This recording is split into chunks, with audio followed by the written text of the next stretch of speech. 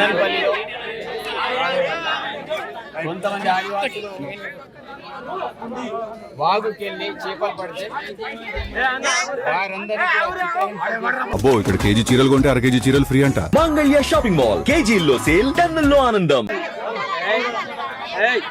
విపరీతంగా పుట్టి ఇప్పటి వరకు కూడా వాళ్ళని వదలకుండా అటవీ చుట్టూ తిప్పుతున్నా ఇక్కడ ఉన్నటువంటి ఎఫ్ఆర్ఓ కావచ్చు, ఎఫ్డిఓ కావచ్చు, అదేవిధంగా డిఎఫ్ఓ గారు కావచ్చు, ఎవరైతే కన్సర్న్ డిపార్ట్మెంట్కి సంబంధించిన అధికారులు ఎవరైతే ఉన్నారో ఇమ్మీడియట్లీ వాళ్ళని ఇక్కడ తీసుకొచ్చేంత వరకు కూడా నేను కూడా ఇక్కడ నుంచి కదలా.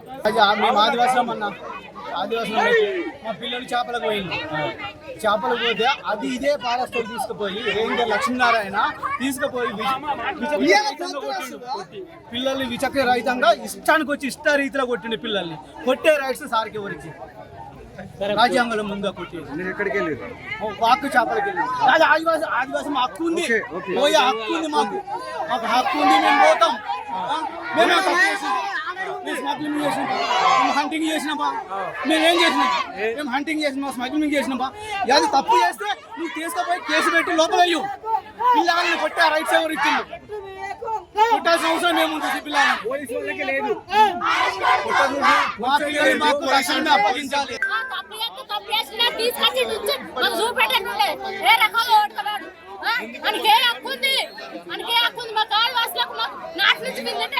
ఇప్పుడే కొత్త పిల్లలు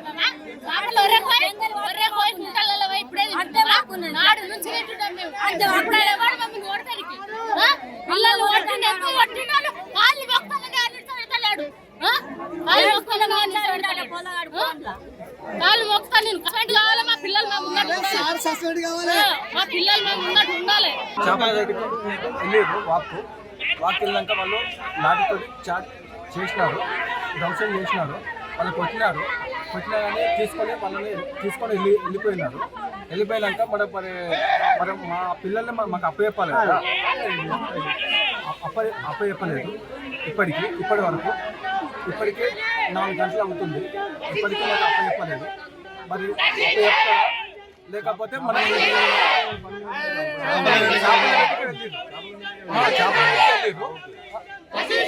మరి ఇప్పటికి మా పిల్లల్ని